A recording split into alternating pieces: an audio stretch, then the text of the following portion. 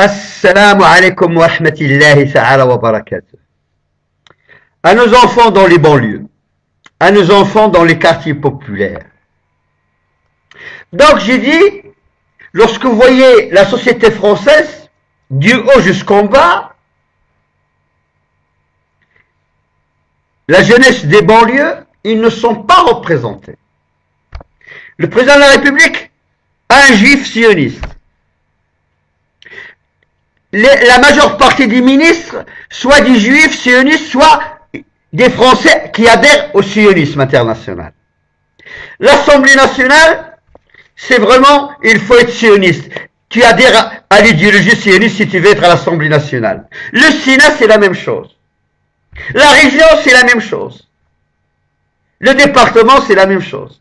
Les mairies, c'est la même chose. Donc, pour avoir un poste d'élu ou de représentant de la nation, il faut adhérer à cette idéologie colonialiste nazie ou sioniste nazie. Donc, la communauté musulmane et la communauté française, qui est un peu fière de son histoire, ils sont rejetés, ils ne sont pas représentés. Donc, c'est une minorité bien organisée qui représente l'ensemble du peuple français. Et voilà, on a dit, pendant les élections, ils n'ont pas parlé beaucoup de l'éducation. Mais ils n'ont pas parlé non plus, si vous voulez, des entreprises françaises qui ont la production dans les pays de l'Est, qui ont la production en Asie ou qui ont la production au Maroc. Voilà des entreprises qui étaient dans les années 80 en France. Ils payaient des cotisations, ils participaient au social, parce qu'il y a des handicapés qui travaillent, il y a des gens qui sont infirmes qui travaillent. Donc, si vous voulez, dans une entreprise, on trouve tous les éléments d'une société.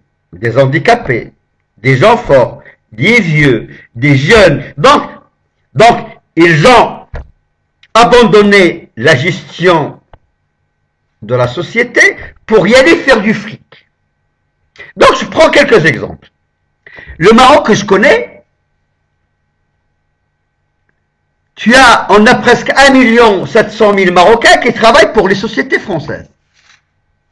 Ils produisent Thomson, l'aérospatiale, c'est la banque, les téléphones, si vous voulez, les médicaments qu'ils produisent au Maroc, ils vont sur le sol français. Donc, un salarié au Maroc, en moyenne, coûte 250 €. Il travaille plus de 43 heures par semaine. Et les cadences des chaînes sont importantes que ce que nous, on a connu. Et la pression psychologique sur les Marocains et les Marocaines, il est très forte. Donc, la production au Maroc est vendue sur le sol européen et en particulier français. Et là, ces entreprises font des milliards de bénéfices. Ils ne payent pas d'impôts au Maroc. Ils payent peu d'impôts en France. Ça veut dire, pour ces patrons qui ont délocalisé, ils font des milliards. Ça, on n'en parle pas. On ne dit pas aux Français, voilà l'argent où il est. On dit aux Français, on est dans une crise, il faut que vous payiez la crise. Le fond. Donc, moi j'estime, si vous voulez, ces sociétés françaises, ces patrons français, ils vont exploiter les autres peuples en Asie, dans les pays européens et en Afrique. À plus de 500 000, c'est plus fort que le budget de la France, les milliards qu'ils font de bénéfices. Mais ils ne participent pas ni au social, ni aux impôts, ni à l'armée qui va les défendre en Afrique, parce que l'armée elle est là pour défendre ses entreprises. Par exemple, le Gabon. Par exemple, la Côte d'Ivoire. La Côte d'Ivoire, pourquoi l'armée française est intervenue? C'est pour défendre les intérêts de Bouygues et de quelques grandes sociétés françaises qui ont le monopole sur la Côte d'Ivoire. Donc, nous, les contribuables, on paye les impôts, on est en crise, mais en réalité, l'armée française, c'est pour défendre quelques-uns qui échappent à l'impôt, qui ne veulent pas payer d'impôts. Et voilà, tu vois, la solidarité va du pauvre vers le plus grand, pour le riche. Mais le riche, il n'est pas solidaire du pauvre. Et voilà, on voit quand même, lorsque vous voyez dans l'armée française, nos enfants, ils sont en échec scolaire. Lorsque vous voyez nos grands-parents, ils étaient dans l'armée française pour défendre la France contre les Anglais. Nos parents, ils étaient dans l'armée française pour défendre la France contre les Allemands. Nous, on est venus, on défend, on a construit la France. Mais par contre, je pose la question à cette caste qui nous gouverne, de juifs sionistes et des colonialistes sionistes. Combien d'enfants ils ont dans l'armée française? Ils ont presque, leurs enfants, ils ne sont pas dans l'armée française, ils sont dans les grands conseils d'administration. Je pense à la défense, au fils de Sarkozy qui veut mettre à 22 ans le patron de l'EPA de la défense.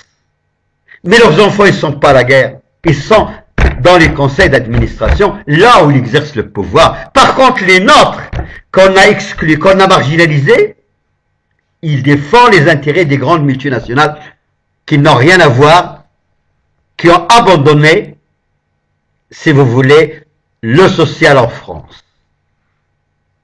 Donc, il y a des sociétés, des milliers de sociétés qui s'enrichissent, et les patrons s'enrichissent, parce qu'ils fabriquent à un prix très bas, ils vont sur le sol français à un prix très fort. C'est exactement ce qu'il fait le roi du Maroc. Donc, lorsque vous voyez les gens qui conseillent le roi du Maroc, c'est les mêmes qui font la même chose en France. Le roi du Maroc, il produit de l'huile, il produit du vin, il produit de l'eau, il produit de l'électricité, il vend aux Marocains ses produits très chers. Donc, pour les Marocains, la vie, il est très chère. Le roi s'enrichit sur le dos du peuple marocain. Donc, c'est exactement ce qu'ils ont fait les Français. C'est la méthode française, c'est l'intelligentsia française. Donc, les sociétés françaises vont exploiter les autres peuples, ils volent les autres peuples, ils vont sur le marché français et ils montent les prix. Donc, le peuple français se trouve dans une situation où il ne peut pas, si vous voulez, où il perd de son pouvoir d'achat. Et demain, au Maroc, lorsque on va prendre notre indépendance, parce que le Maroc va vers une vraie indépendance, on va nationaliser toutes ces entreprises qui sont à peu près entre 6 000 et 10 000 sociétés françaises qui volent le Maroc depuis des années, et on va les nationaliser parce que ce sont que des voleurs. Vous allez voir oublier et les autres fascistes qui vont dire on va défendre nos intérêts. Et c'est là où l'équation est terrible. Et c'est là où on va déclencher une guerre dans la région parisienne contre ces fascistes, contre ces nazis. Parce que pendant 10 siècles, ils nous ont volés. Pendant 10 siècles, ils nous ont exploités. Et aujourd'hui, ces entreprises sont la propriété du peuple marocain. C'est une honte pour la France, ces entreprises. Donc, le problème maintenant, si vous voulez, au fur et à mesure qu'on avance, on va se trouver devant des grandes difficultés. Qu'une caste en France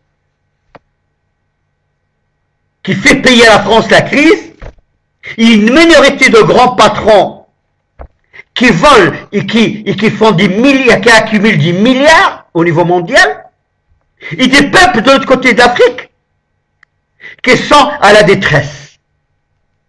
Ils sous-alimentés. Donc, voilà l'idéologie colonialiste, voilà l'idéologie sioniste, voilà l'idéologie que j'appelle une idéologie nazie qui arrive à sa fin et qui est obligée maintenant de disparaître. Et qui s'appuie sur des valeurs fascistes, nazis, criminels, sionistes. Et c'est pour ces raisons-là que vous, les enfants des banlieues, vous étiez martyrisés. C'est parce que vous représentez quelque chose de très important.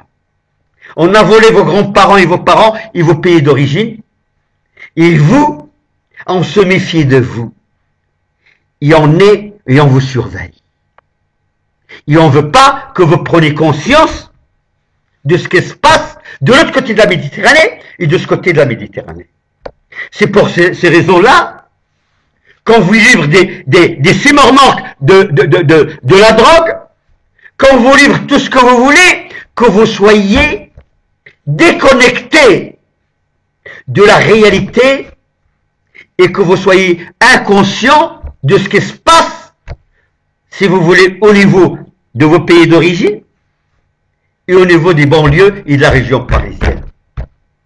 Et parce que cette drogue qui est fabriquée au Maroc, il arrive ici avec des sémormanques. Il n'arrive pas avec de 100 grammes. Et qui l'amène du Maroc dans des sémormanques? C'est pas moi, c'est l'État français. Vous vous rappelez de Chevènement? Il a fait une thèse Chevènement dans 2 villes en France, où il a arrêté pendant 15 jours l'arrivée de la drogue. Et c'était l'explosion. Et il a remis la drogue. Mais ces centaines de milliards de l'argent de la drogue profitent à qui? À une clique au-dessus des lois. À une caste au-dessus des lois. Il le vend en liquide. Il n'y a pas de traces. Et c'est des milliards qui distribuent entre eux. Vive la République!